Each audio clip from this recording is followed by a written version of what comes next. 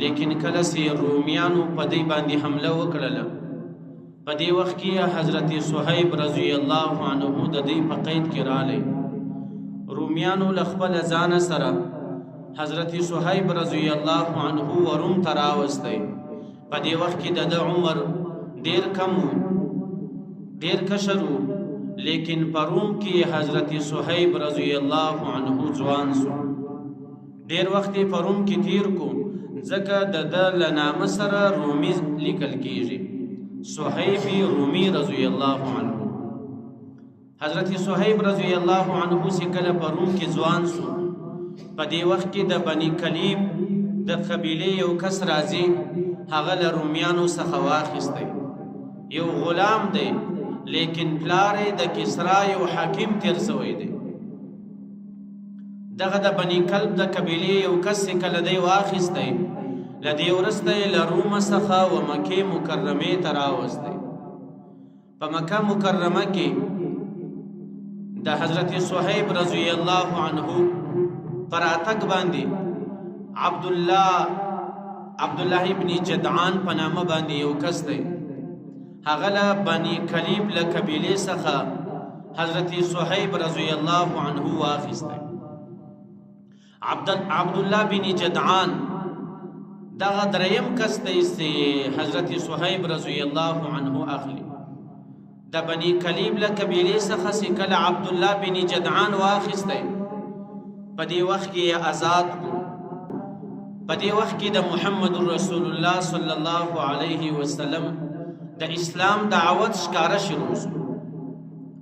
چې کله د اسلام دعوت ښکاره شروع شو، حضرت صہیب رضی الله عنه خبریږي او ورسره ملګری حضرت عمار رضی الله عنه دی.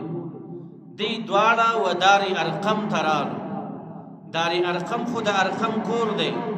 د اسلام په ابتدا کې به محمد رسول الله او صحابه کرامو په دار ارقم کې عبادت کوي او خلق به هلته راتلو، پر محمد رسول الله به ایمان راوړي، دغه دین به قبلوي. نو صہیب دی او سره ملګری حضرت عمار رضی الله عنه دی. د اسلام په ابتدا کې چې کله دواړو ایمان راوړي، اوس خو د مشرکینو پر دې باندې نور څه وس نه رسېږي، صرف وس دی دا دی چې هغه مظلوم مسلمانان چې کم دي و هغو ته تکلیف ورسوي.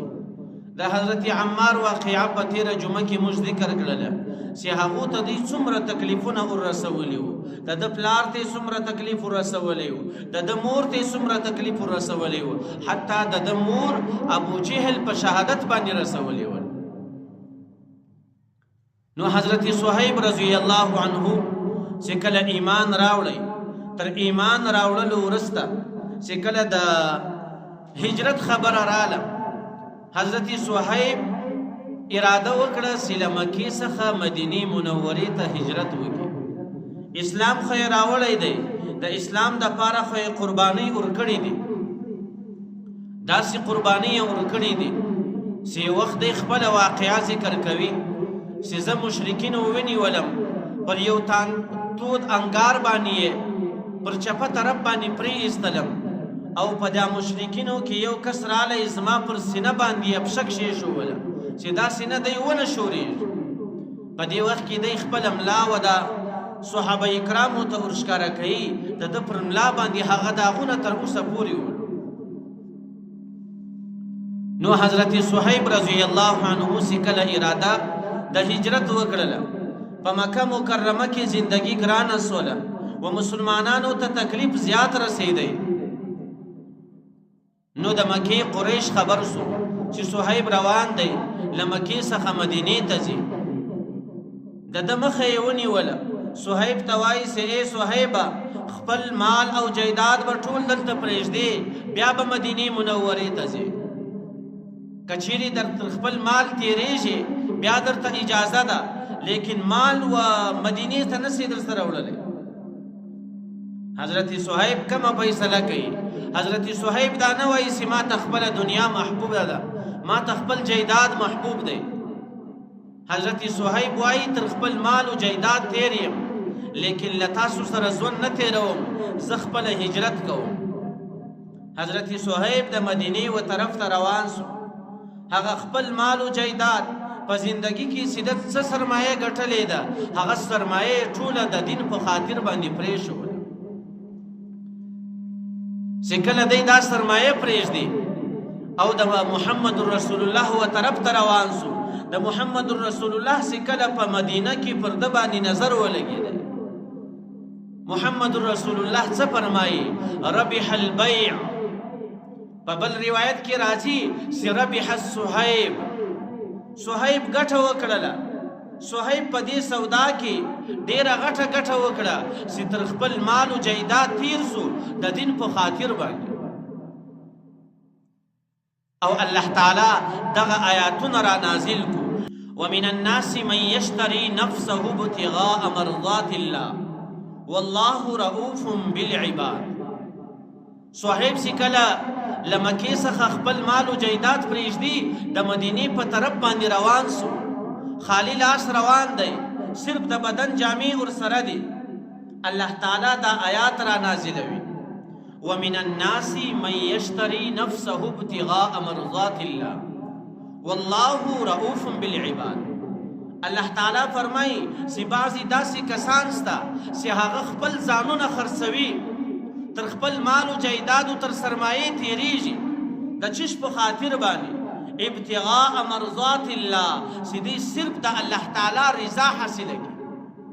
نو د الله تعالی د خوشحالۍ دپاره، د الله تعالی د رضا دپاره خپل مال او جایداد ټول پرېښوئ. الله تعالی فرمایي والله رؤوف بالعباد. الله تعالی په خپلو بندگانو باندې ډېر مهربانه دی. ګوره تر خپل مال او جایداد تر خپلې سرمایې تیر سو. الله تعالی یې هم صفت په قرآن کې وکړو چې زما د رضا په خاطر باندې تر هر څه تیر سوی دی. د محمد رسول الله دیدار ته راغلی دی او محمد رسول الله چې کله سترګې باندې لګیږي په جواب کې څه ورته وایي؟ ربح الصهیب، ربح الصهیب. دا تورې مکرر وایي، بار بار دا الفاظ ورته ویل چې صهیب ګټه وکړه چې د دین په خاطر یې په مکه کې خپل ټول مال او جایداد پرېښوی، زما و طرف ته راغلی.